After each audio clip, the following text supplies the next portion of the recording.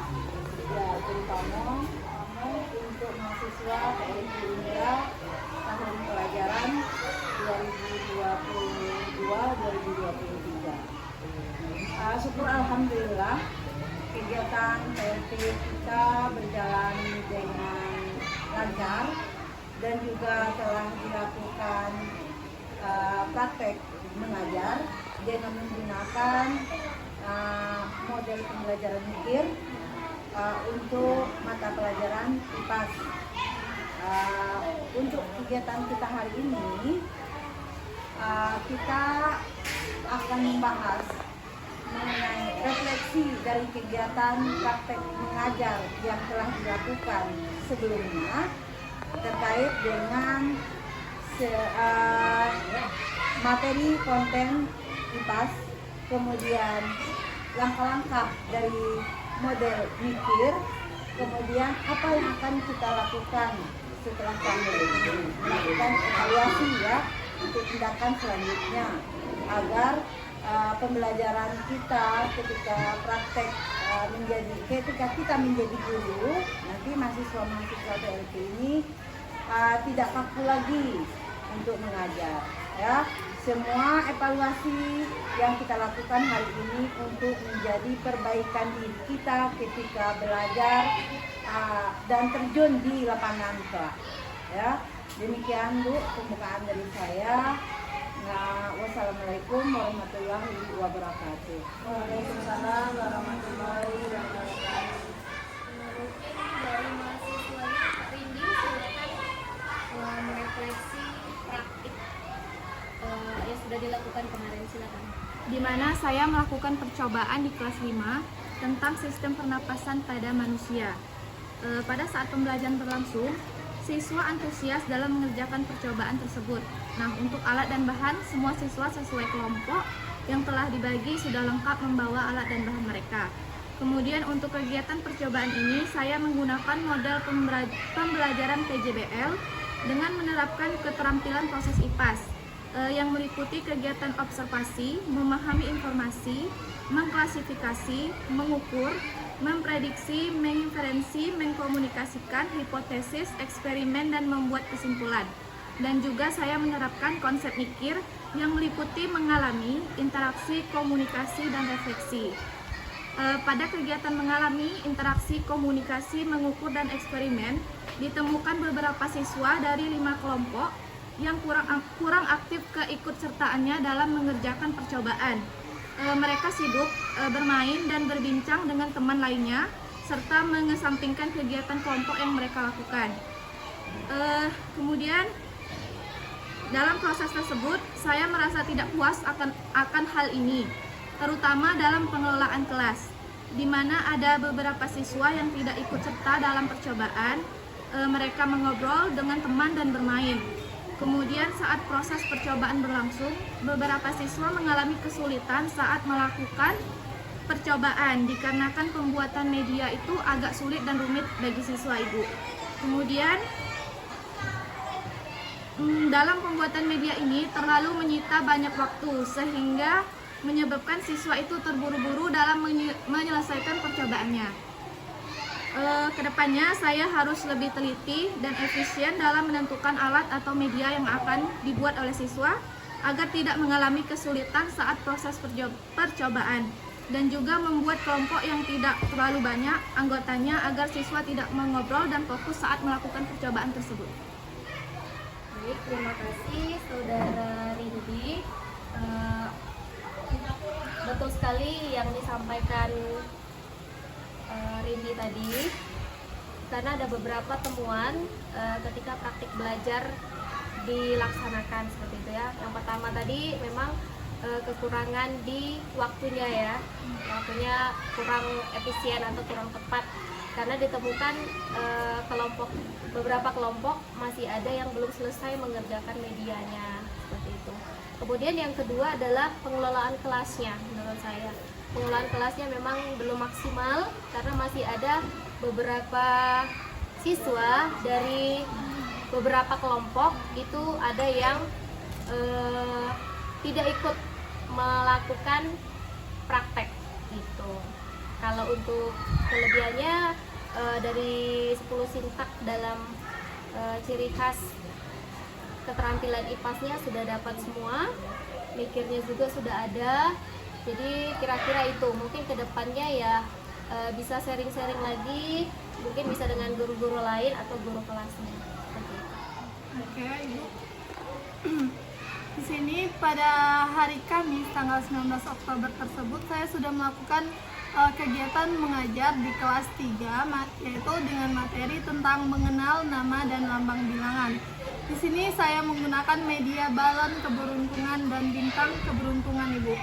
Para siswa itu sangat antusias dalam belajar dengan menggunakan media tersebut.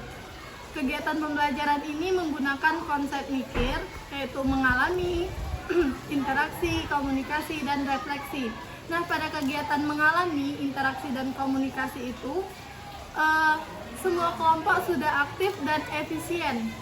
Karena siswa itu aktif dalam menjawab pertanyaan dari guru, siswa itu berani untuk tampil ke depan, dan siswa itu antusias untuk memberikan apresiasi kepada teman-temannya. Nah, di sini saya merasa puas terhadap kegiatan pembelajaran pada hari ini. Akan tetapi ada waktu dalam menggunakan media pembelajaran yang saya siapkan itu terbatas, Ibu. Di mana ada beberapa kelompok yang tidak tampil ke depan. Mereka hanya melihat kelompok lain menggunakan media tersebut. Kedepannya saya rasa penggunaan medianya itu harus lebih efektif dan efisien waktu agar semua kelompok dapat menggunakan media tersebut. Sekian dari saya, Ibu. Saya akan menanggapi pembelajaran yang dilakukan oleh Kak Saudara Mutia kemarin. Di sini saya mencatat kelebihan dan kelemahan yang dilakukan oleh Saudara Mutia selama pembelajaran. Yang pertama, kelebihannya dulu, sudah menggunakan konsep mikir, kemudian mengelola kelas dengan baik, anak aktif dalam belajar, kemudian posisi tempat duduk per kelompoknya juga bagus, waktu yang ditentukan sudah sesuai. Cuman ada beberapa catatan. Yang pertama, kalau tentang kelemahannya, yang pertama medianya terlalu kecil.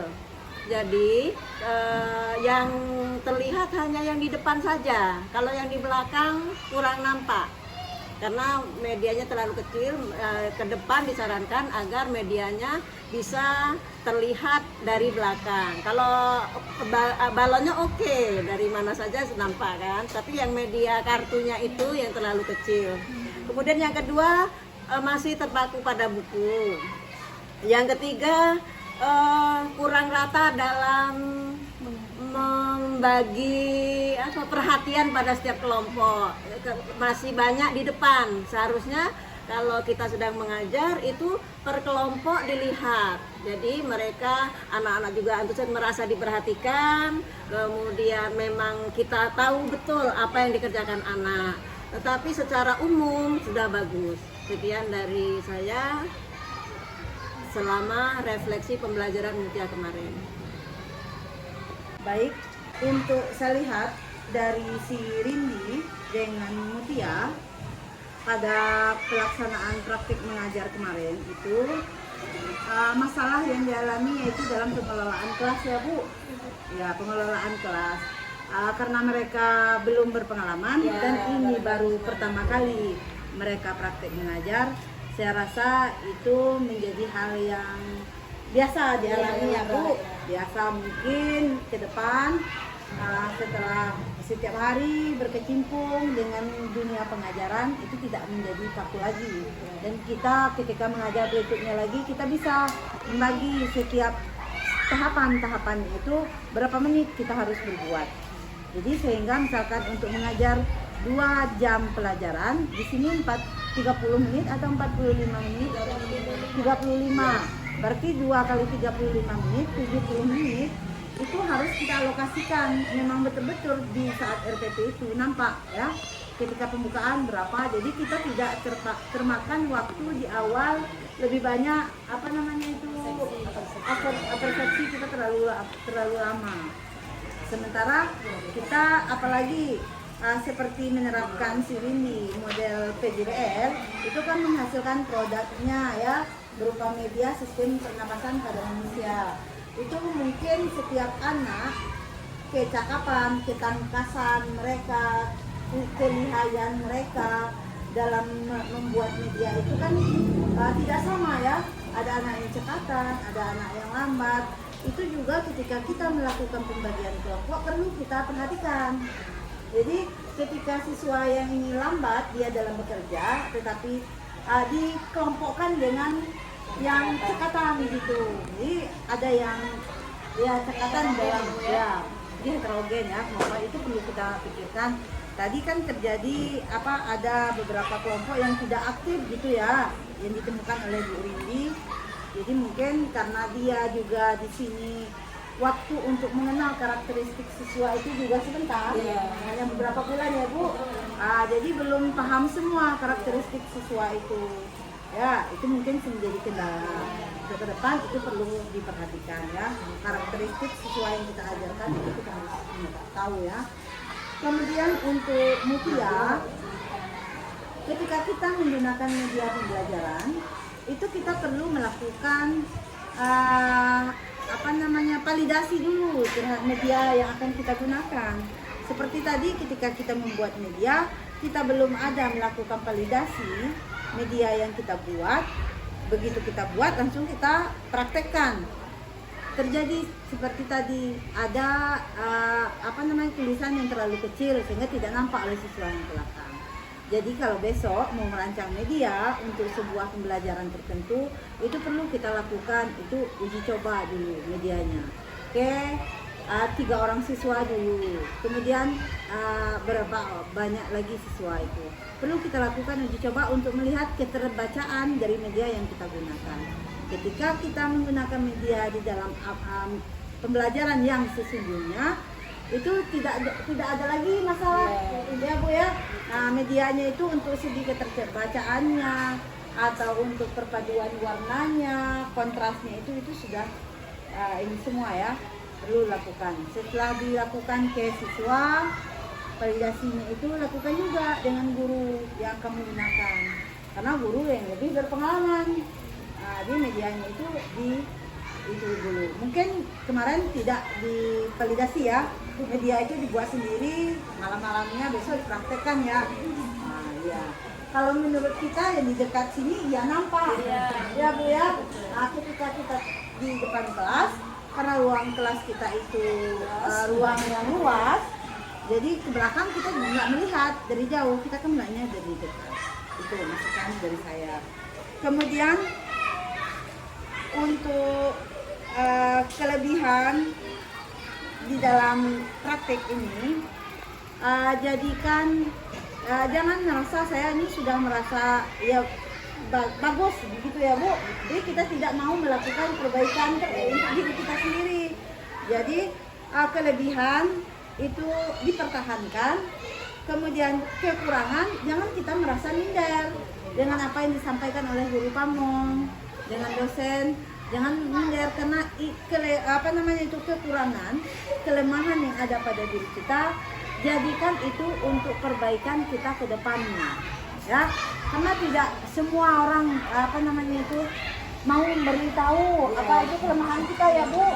Nah, ini pernah kita praktek ya, ada hasil yang kita harapkan, ingin kita capai. Jadi mau tidak mau kita harus menyampaikan ya. Kelemahan jadikan perbaikan untuk kita ke depan ketika mengaplikasikan ilmu di sekolah tempat mengajar ya. Itu dari saya Ibu. Terima kasih banyak Ibu sudah membimbing mahasiswa kami selama 1 bulan ya. 1 bulan. Saya kira 1 bulan itu bukan waktu yang ya sangat-sangat sedikit sekali ilmu yang didapat ya. Kalau RTP mungkin 1 KD ya, itu 1 KD. Jadi banyak sekali yang kita perlu pelajari ketika mengajar ya, apalagi siswa SD ya. Kita harus mengenal karakteristik siswa SD karena guru siswa SD itu menganggap guru itu adalah sumber ilmu, satu-satunya sumber ilmu. Ketika kita menyampaikan konsep yang salah, mereka akan salah seterusnya. Ya, mereka tidak mau mendengarkan kata orang tuanya, kata siapa, kata ibu gurunya. Ya, jadi kita berharap kita itu untuk terus belajar ya, belajar dan belajar. Karena di guru SD ini banyak sekali hal yang harus dipelajari. Jadi guru kelasnya itu harus menguasai semua mata pelajaran. Ya, saya nggak bisa menari, saya nggak bisa bernyanyi, nggak bisa itu. Semua harus dikuasai. Baik IPAS, IPS, kemudian matematika, bahasa Indonesia, pintar bercerita, pintar berhitung, kita semua. Guru SD itu adalah guru yang luar biasa. Berbeda dengan guru mata pelajaran, dia hanya menguasai mata pelajaran tertentu. Ya, itu Bu, terima kasih banyak ya Bu, Bu Katri, Bu Tika yang sudah membimbing mahasiswa kami selama di sini. Demikian Bu dari saya, jika ada salah ucap atau salah kata saya mohon maaf. Wabillahi taufiq wal hidayah. Wassalamualaikum warahmatullahi wabarakatuh. Waalaikumsalam warahmatullahi wabarakatuh.